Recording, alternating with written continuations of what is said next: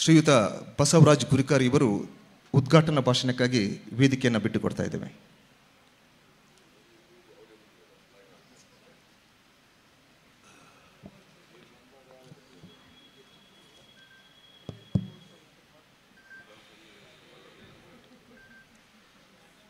Manjunath education trust,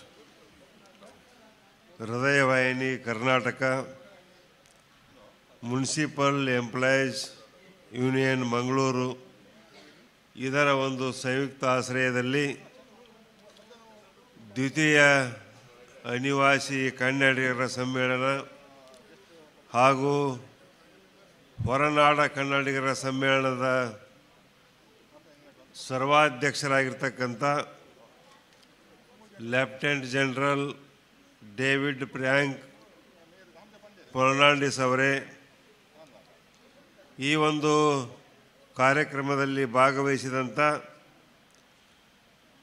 ಪ್ರಥಮ ಅನಿವಾಸಿ ಕನ್ನಡಿಗರ ಸಮ್ಮೇಳನದ ಅಧ್ಯಕ್ಷರಾಗಿದ್ದಂಥ ಡಾಕ್ಟರ್ ಸರ್ವೋತ್ತಮ್ ಶೆಟ್ಟಿ ಅವರೇ, ಇನ್ನೋರ್ವ ಮುಖ್ಯ ಅತಿಥಿಯಾಗಿರ್ತಕ್ಕಂಥ ನ್ಯಾಯವಾದಿಗಳಾಗಿರ್ತಕ್ಕಂಥ ಪದ್ಮರಾಜ್ ಆರ್ ಪೂಜಾರಿ ಅವರೇ, ಈ ಒಂದು ಕಾರ್ಯಕ್ರಮವನ್ನು ಭಾಳಷ್ಟು ರಚನಾತ್ಮಕವಾಗಿ ಎಲ್ಲರಿಗೂ ಮಾದರಿ ಆಗ್ತಕ್ಕಂಥ ರೀತಿಯಲ್ಲಿ ಸಂಘಟನೆ ಮಾಡಿದಂಥ ಈ ಒಂದು ವಿಶ್ವ ಕನ್ನಡ ಸಮ್ಮೇಳನ ಸಮಿತಿಯ ಅಧ್ಯಕ್ಷರಾಗಿರ್ತಕ್ಕಂಥ ಹಾಗೂ ಹೃದಯವಾಹಿನಿಯ ಸಂಪಾದಕರಾಗಿರ್ತಕ್ಕಂಥ KP ಮಂಜುನಾಥ್ ಸಾಗರ್ ಅವರೇ, ವೇದಿಕೆಯ ಮೇಲೆ ಉಪಸ್ಥಿತರಿರ್ತಕ್ಕಂಥ ಸಲಹಾ ಸಮಿತಿಯ ನಿರ್ದೇಶಕರಾಗಿರ್ತಕ್ಕಂಥ ಶಿವರಾಜ್ ಪಾಂಡೇಶ್ವರ್ ಅವರೇ, ಅವರಿವರಲ್ಲದೆ ವೇದಿಕೆಯ ಮೇಲಿರ್ತಕ್ಕಂಥ ಎಲ್ಲ ಗೌರವಾನ್ವಿತ ಅತಿಥಿಗಳೇ, ಬೇರೆ ಬೇರೆ ದೇಶಗಳಿಂದ ಬಂದಂಥ ಯಾವತ್ತು ಬಂಧು ಭಗಿನಿಯರೇ, ಬೇರೆ ಬೇರೆ ರಾಜ್ಯದಿಂದ ಬಂದಂಥ ಯಾವತ್ತು ಸಹೋದರ ಸಹೋದರಿಯರೇ, ಈ ಕಾರ್ಯಕ್ರಮಕ್ಕೆ ಆಗಮಿಸಿದಂಥ ಎಲ್ಲ ಬಂಧುಗಳೇ, ಮಾಧ್ಯಮದ ಸ್ನೇಹಿತರೆ, ನನಗೆ ಈ ಕಾರ್ಯಕ್ರಮಕ್ಕೆ ಬರಲಿಕ್ಕೆ ಮುಖ್ಯವಾಗಿ ಕಾರಣೀಭೂತರು ಮಂಜುನಾಥ್ ಸಾಗರ್ ಅವರು. ನಮ್ಮ ಅಂತಾರಾಷ್ಟ್ರೀಯ ಹಾಸ್ಯ ಕಲಾವಿದರಾಗಿರ್ತಕ್ಕಂಥ ಮಹಾದೇವ್ ಸತ್ತಿಗೇರಿ ಅವರ ಮುಖಾಂತರ ನನ್ನನ್ನು ಸಂಪರ್ಕ ಮಾಡಿ ನೀವು ಈ ಕಾರ್ಯಕ್ರಮಕ್ಕೆ ಬರಬೇಕು ಅಂತಕ್ಕಂಥ ಒಂದು ಗೌರವಪೂರ್ವಕವಾದಂಥ ಒತ್ತಾಯವನ್ನು ಮಾಡಿದರು. ಈ ಹಿಂದೆಯೂ ಸಹ ಅವರು ಆಹ್ವಾನವನ್ನು ಕೊಟ್ಟಿದ್ದರು. ನಾನು ಅಖಿಲ ಭಾರತ ಮಟ್ಟದ ಶಿಕ್ಷಕರ ಸಂಘಟನೆಯಲ್ಲಿ ಭಾಳಷ್ಟು ಬಿಜಿ ಇದ್ದಿದ್ದರಿಂದ ಆ ಕಾರ್ಯಕ್ರಮಕ್ಕೆ ಬರಲಿಕ್ಕಾಗಲಿಲ್ಲ. ಈ ಕಾರ್ಯಕ್ರಮಕ್ಕೆ ಖಂಡಿತ ಬರ್ತೀವಿ ಅಂತಕ್ಕಂಥ ಮಾತನ್ನು ಹೇಳಿದ್ದೆ. ನನ್ನನ್ನು ಕಾರ್ಯಕ್ರಮಕ್ಕೆ ಆಹ್ವಾನಿಸಿ ತಮ್ಮೆಲ್ಲರನ್ನ ಒಂದು ದರ್ಶನದ ಅವಕಾಶ ನೀಡಿದ್ದಕ್ಕಾಗಿ ವಿಶೇಷವಾಗಿ ಮಂಜುನಾಥ್ ಸಾಗರ್ ಅವರಿಗೆ ಅಭಿನಂದನೆಯನ್ನು ಸಲ್ಲಿಸ್ತಾ ಇದ್ದೇನೆ. ಇವತ್ತು ಕನ್ನಡ ಉಳಿಬೇಕು ಬೆಳಿಬೇಕು ಅಂತಕ್ಕಂಥದ್ದನ್ನು ನಾವು ಕರ್ನಾಟಕದಲ್ಲಿ ಇದ್ದವರೆಲ್ಲರೂ ಹೇಳ್ತೀವಿ.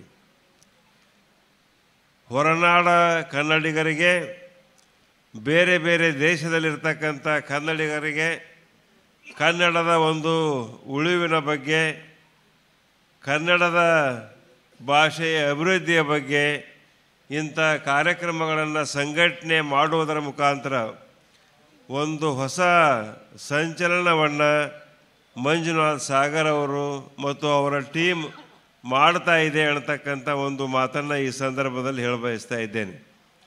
ಇವತ್ತು ದ್ವಿತೀಯ ಅನಿವಾಸಿ ಕನ್ನಡಿಗರ ಸಮ್ಮೇಳನ ಇಲ್ಲಿ ಆಗ್ತಾ ಇದೆ. ಪ್ರಥಮ ಅನಿವಾಸಿ ಕನ್ನಡಿಗರ ಸಮ್ಮೇಳನ ಬೆಂಗಳೂರಲ್ಲಿ ಆಯಿತು.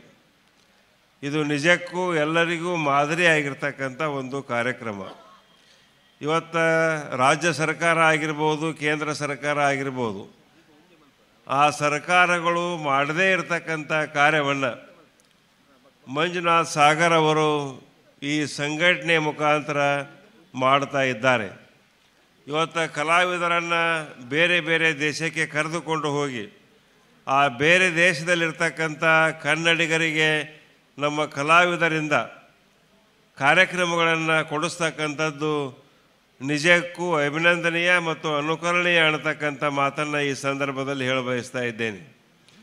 ಇಂಥ ಕಾರ್ಯಕ್ರಮಗಳಿಗೆ ರಾಜ್ಯ ಸರ್ಕಾರ ವಿಶೇಷವಾಗಿ ತನ್ನದೇ ಆದಂಥ ಒಂದು ಸಹಾಯಧನವನ್ನು ನೀಡತಕ್ಕಂಥ ಒಂದು ಕಾರ್ಯವನ್ನು ಮಾಡಬೇಕು.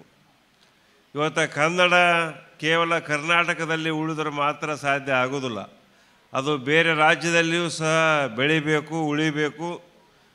ಬೇರೆ ದೇಶದಲ್ಲಿಯೂ ಸಹ ನಮ್ಮ ಕನ್ನಡದ ಕಂಪನ ಎಲ್ಲ ಕಡೆ ಕಾಣ್ತಾ ಇರಬೇಕು. ಸಂಘ ಸಂಸ್ಥೆಗಳು ಮಾಡ್ತಕ್ಕಂಥ ಕಾರ್ಯಗಳಿಗೆ ಸರ್ಕಾರದ ಒಂದು ಜವಾಬ್ದಾರಿಯ ಮೇಲೆ ಧನ ಸಹಾಯವನ್ನು ಮಾಡ್ತಕ್ಕಂಥ ಕಾರ್ಯವನ್ನು ಮಾಡಿದರೆ ಭಾಳಷ್ಟು ಅನುಕೂಲ ಆಗ್ತಾ ಇದೆ. ನಾನು ಕೇಳಲ್ಪಟ್ಟೆ, ಮಂಜುನಾಥ್ ಸಾಗರ್ ಅವರು ಇಂಥ ಕಾರ್ಯಕ್ರಮಗಳನ್ನು ಮಾಡಬೇಕಂತಂದ್ರೆ ದೊಡ್ಡ ಅಧಿಕಾರಿಕೆ ಬೇಕಾಗ್ತಾ ಇದೆ. ಒಂದು ಸಣ್ಣ ಕಾರ್ಯಕ್ರಮವನ್ನು ನಾವು ಮಾಡಬೇಕಂತಂದ್ರೆ ಸಾಧ್ಯ ಆಗೋದಿಲ್ಲ. ಪ್ರತಿ ವರ್ಷವೂ ಇಂಥ ಕಾರ್ಯಕ್ರಮಗಳನ್ನು ಮಾಡೋದು ಮತ್ತು ಬೇರೆ ಬೇರೆ ದೇಶಗಳಲ್ಲಿ ಕಾರ್ಯಕ್ರಮಗಳನ್ನು ಸಂಘಟಿಸೋದು ಅಂತಂದ್ರೆ ಅದು ಭಾಳ ಕಠಿಣವಾದಂಥ ಸಾಧ್ಯ. ಇಂಥವರ ಜೊತೆ ನಾವೆಲ್ಲ ಸಂಘಟನೆಯವರು, ಸಾಮಾಜಿಕ ಸಂಘಟನೆಯವರು ಏನಿದ್ದೀವಿ ನಾವೆಲ್ಲ ಅವ್ರ ಜೊತೆ ನಿಲ್ಲಬೇಕು. ಸರ್ಕಾರವೂ ಸಹ ಅವ್ರ ಜೊತೆ ನಿಲ್ಲಬೇಕು ಅನ್ನತಕ್ಕಂಥ ಒಂದು ಮಾತನ್ನು ಈ ಸಂದರ್ಭದಲ್ಲಿ ಹೇಳುತ್ತಾ, ಈಗ ನೀವು 2 ಸಮ್ಮೇಳನಗಳನ್ನು, ಒಂದು ಬೆಂಗಳೂರಾಗ ಮಾಡಿರಿ, ಇನ್ನೊಂದು ಮಂಗಳೂರಾಗ ಮಾಡಿರಿ.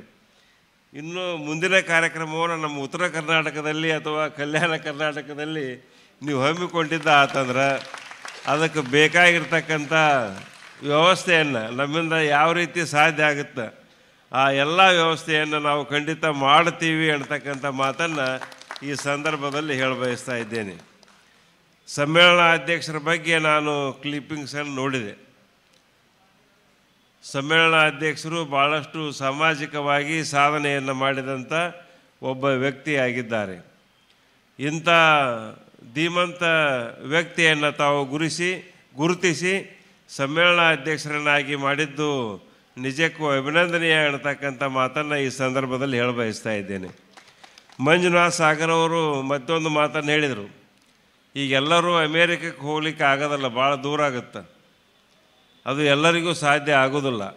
ನಮ್ಮ ದೇಶದ ಸುತ್ತಮುತ್ತಲಿನ ಭಾಳಷ್ಟು ದೇಶಗಳದಾವ, ಅಲ್ಲಿ ನಮ್ಮ ಕನ್ನಡಿಗರು ಅದಾರ. ಅವರಿಗಾಗಿ ಕಾರ್ಯಕ್ರಮಗಳನ್ನು ನೀಡ್ತಕ್ಕಂಥದ್ದು, ಅವರಿಗಾಗಿ ಕೆಲವು ಯೋಜನೆಗಳನ್ನು ಹಮ್ಮಿಕೊಳ್ತಕ್ಕಂಥದ್ದು ನಿಜಕ್ಕೂ ಅಭಿನಂದನೀಯ. ಇದಕ್ಕೆ ಡಾಕ್ಟರ್ ಸರ್ವೋತ್ತಮ ಶೆಟ್ಟರು ಕಾರಣೀಭೂತರು ಅನ್ನತಕ್ಕಂಥ ಒಂದು ಮಾತನ್ನು ಸಹ ಅವರು ಹೇಳಿದರು. ಇದು ನಿಜಕ್ಕೂ ಒಂದು ಒಳ್ಳೆಯ ಕಾರ್ಯವನ್ನು ತಾವು ಮಾಡ್ತಾ ಇದ್ದೀರಿ. ಅದು ಸಮೀಪದ ದೇಶಗಳಾಗಿರ್ಬೋದು, ದೂರದ ದೇಶಗಳಾಗಿರ್ಬೋದು, ಆ ಎಲ್ಲ ಕಡೆ ತಮ್ಮ ಕಾರ್ಯಗಳನ್ನು ನೀವು ಮಾಡಬೇಕು ಅನ್ನತಕ್ಕಂಥ ಮಾತನ್ನು ಹೇಳಿ, ನಿಮ್ಮ ಜೊತೆ ಸಮಾಜ ಮತ್ತು ಅಖಿಲ ಭಾರತ ಶಿಕ್ಷಕರ ಫೆಡರೇಷನ್ ಸದಾಕಾಲ ಇರ್ತಾ ಇದೆ ಅಂತಕ್ಕಂಥ ಮಾತನ್ನು ಹೇಳುತ್ತಾ, ಈಗ ನಾನೇ ಎಲ್ಲ ಮಾತಾಡಿದರೆ ಸರಿ ಆಗೋದಿಲ್ಲ. ಅದು ಮಂಗಳೂರಲ್ಲಿ ಇರ್ತಕ್ಕಂಥವ್ರು ಭಾಳಷ್ಟು ಬುದ್ಧಿವಂತರು. ಇಡೀ ನಮ್ಮ ರಾಜ್ಯದಲ್ಲಿಯೇ ಬುದ್ಧಿವಂತ ಜಿಲ್ಲೆ ಅಂದ್ರೆ ಮಂಗಳೂರು ಮತ್ತು ಉಡುಪಿ ಅಂತ ನಾವು ಅಂತೀವಿ. ಅದಕ್ಕೆ ನಾನು ಜಾಸ್ತಿ ಮಾತಾಡಿ ಮತ್ತು ನಿಮ್ಮ ಮುಂದೆ ಇದಾಗೋದು ಬೇಡ. ಇನ್ನು ವೇದಿಕೆಯ ಮೇಲೆ ಇರ್ತಕ್ಕಂಥವ್ರು ಭಾಳಷ್ಟು ಜನ ಮಾತಾಡೋರು ಅದಾರ. ಒಟ್ಟಿನ ಮೇಲೆ ಇದು ಒಂದು ಅನುಕರಣೀಯ ಉತ್ತಮವಾದಂಥ ಸಮ್ಮೇಳನ. ಈ ಸಮ್ಮೇಳನದಲ್ಲಿ ತಾವು ಪ್ರಶಸ್ತಿ ಪ್ರದಾನವನ್ನು ಮಾಡ್ತಾ ಇದ್ದೀರಿ ಮತ್ತು ಬೇರೆ ಬೇರೆ ಕಾರ್ಯಕ್ರಮಗಳನ್ನು ಮಾಡ್ತಾ ಇದ್ದೀರಿ. ಇದು ಅನುಕರಣೀಯ ಅಂತ ತಿಳ್ಕೊಂಡು ಹೇಳಿ ಎಲ್ಲರಿಗೂ ಧನ್ಯವಾದವನ್ನು ಅರ್ಪಿಸಿ ನನ್ನ ಮಾತನ್ನು ಮುಗಿಸ್ತಾ ಇದ್ದೇನೆ. ನಮಸ್ಕಾರ.